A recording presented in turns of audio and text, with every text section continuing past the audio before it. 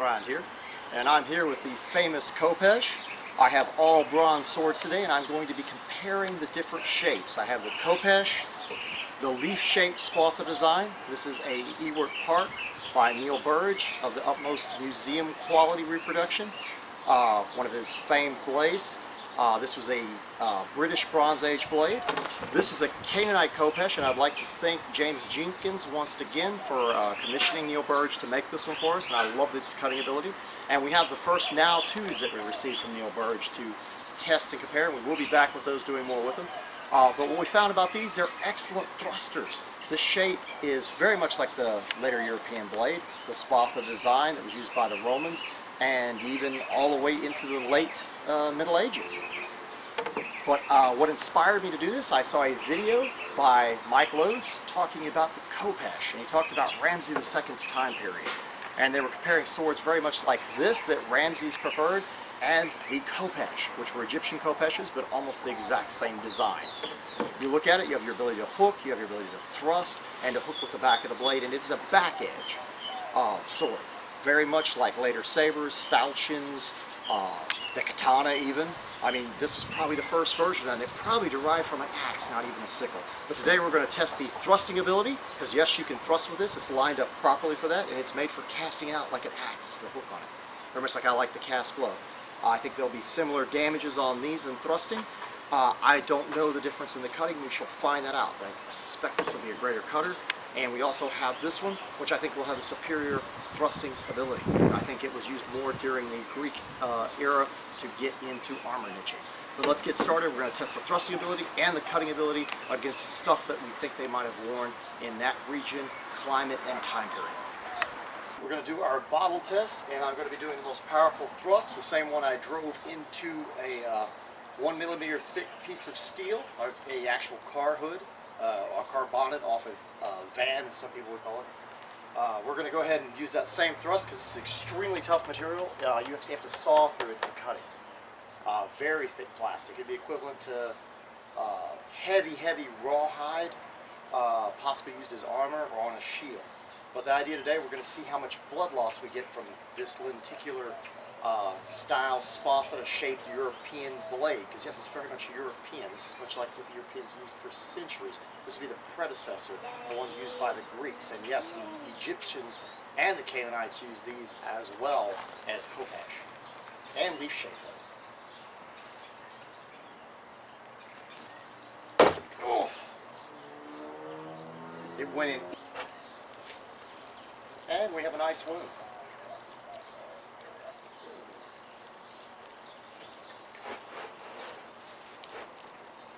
Crease it a little bit, give it a little more airflow.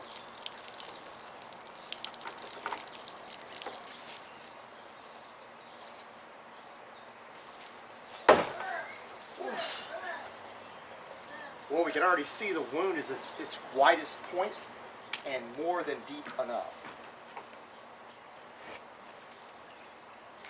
And I haven't relieved the,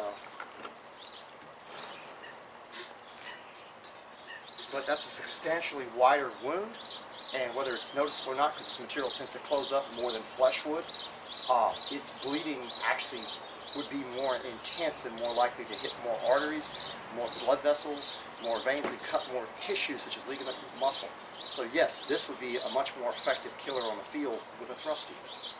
But would it be as good against armor? Probably not. The Naue II would probably perform better against different types of hide armor, thin metal armors, and cloths. We cut our analog ballistic shell head. It had one of the deepest penetrations, much like an axe, but it's elegant like a sword, and it can cut through the rolled wet newspaper extremely well. It also has abilities that a blade like this would not. You can actually hook with this piece here. You can hook other blades and move them out of the way with the back point or a shield even. You can thrust around the shield. But unlike what most people believe, the backside is not edged. It's flat. And on this Canaanite version, it's not edged here at the tip either. But it's perfectly lined up for a thrust. You can reach over a shield, which we'll do a video about this in the future. We plan on it. We're going to make proper shields and everything. And thrust into the face by pulling the shield open, or even flicking the shield back and then coming in with a cut by moving it out of the way. And the shields were all center grip, so these are all possibilities. But was it a good thruster? And if it did go in, how much more severe would the wound be? Well, just looking at this, if this is your only cutting edge, which of course it's not going to be as penetrative against certain types of armor and being able to penetrate like it did on the 1mm bronze, but in a region like Egypt or where the Canaanites lived, with not as much armor except only worn by kings and hierarchy, would it kill more effectively on the field? This is definitely an infantryman's weapon. Remember, this material is extremely hard. It's like hardened leather or some type of material like that. Let's go ahead and see if it thrusts just as well if I was standing here with my shield. Oof. It went clean in.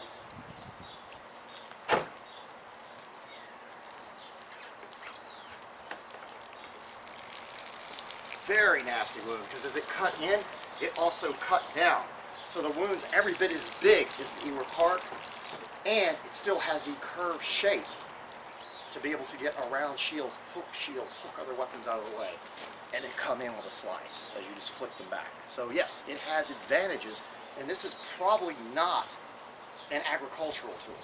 This probably evolved from the actual Egyptian axe and turned into a weapon without a stick or pole, but an actual axe that was elegant. The actual first saber, or even like the katana. You've got a back sword here, the falchion. All the swords you see in history that have a back to them and are curved to make them better cutters, but also it gives it the reach advantage of getting around a shield, hooking, using the back side. Definitely. It's thrusted one more time. I'm going to act like I've come over and drawn back and try to thrust straight out, because it has that ability. That was a little more in with the power from the hip, which is how we pierce metal. Let's see what happens. Oof. Extremely nasty wound. And that was very elegant, the way this is set up to be able to cast and have a hook in the hand, much like an axe or a saber that you're flicking out in fighting, allows it to be thrusted straight out in front of our ballistics jelly belly on our Valkyria. She's missing her head today, and her Skjalder and her shield and all that, her shield maiden. But anyway, what we're going to do today is we're going to go ahead and cover it, because they wouldn't have that many layers of cloth.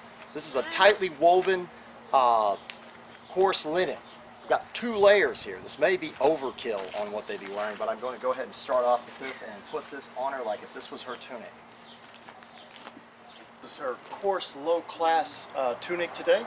We've got 2 layers. It would be quite breathable, being kind of coarse, but still pretty tightly woven. This does perform very well as gambeson in multiple layers, even stopping arrows. We have 2 layers. I'm going to go ahead and try cutting the Naue II design, and how I believe it was cut with. I believe it was cut in a manner very much in a drawing motion. That's why it's almost got a hammered grip. I don't believe it was cast out that often. And I believe it was used for powerful thrusting in different manners. Much like the Roman gladius, this is probably the most powerful thrust you're going to get coming from this type of motion with a shield to pierce stuff.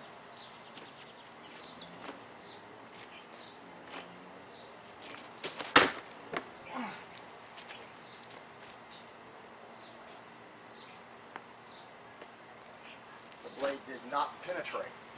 Alright, that's the way I believe most of the cuts would have been done. But just for the sake of argument, let's try a tip style cut to see what that does to the cloth. Because we've discovered with spatha-shaped designs with a casting style motion, even though the handle's not set up that way, and it's more likely to bend, the bronze will possibly. We'll see if we'll cut through that way.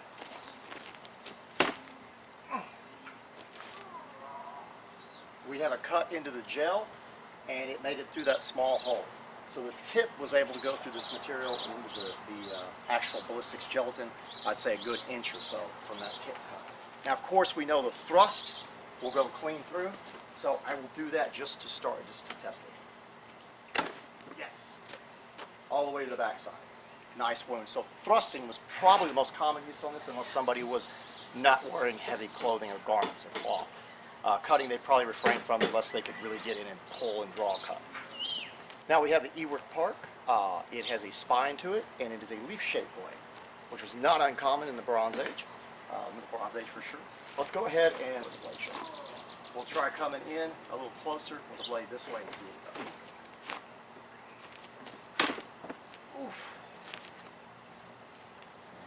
What we did is we actually embedded cloth into gel, but it was unable to cut it. Now we will try the tip shot. It had a lot more heft to the cut, but it wasn't a lot more effective than the actual other sword. And no sword, even if this was the highest quality steel, would cut through this any different.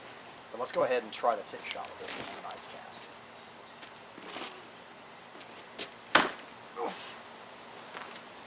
Now that was substantial. The extra heft to the blade and the shape actually cut all the way through our gambeson or our cloth, and that's light in any event if it was considered gambeson, just a couple of layers of a heavy tunic, cut all the way through. It was actually able to do that, and into the gel, much deeper than the Naue II that was much better at thrusting. Let's see if it can still thrust as well. Very efficiently. It went in like it was nothing. Remember, this is probably the closest analog to someone's gut. So yes, you would get the full width of the thrust and possibly out the back side because we hit the back of the neck. But he's wondering, the difference in these cuts was really substantial. This one is over 2 inches long, and it went in about a couple inches, where the other one only went in approximately an inch. This is designed to cast out like an axe, and it can be used with the shield without stepping. This is not a fencing weapon. It doesn't have a large crossguard, quillion, suba, or anything like that, or handguard. And I don't think a lot of hand protection was actually worn in this kind. The shield was it.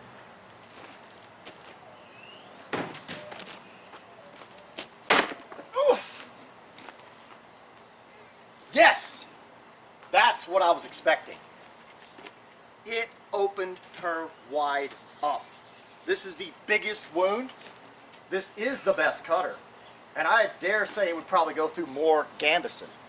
I wanted to put this against the Scrimmasax or the Langsax, and I thought, well, it's not a fair test. But now I'm thinking, I think it shall be a fair test. What do you think, guys? If you want to see that, put that down below. I'm highly impressed, and of course we're going to end with that thrust to see how effective that was.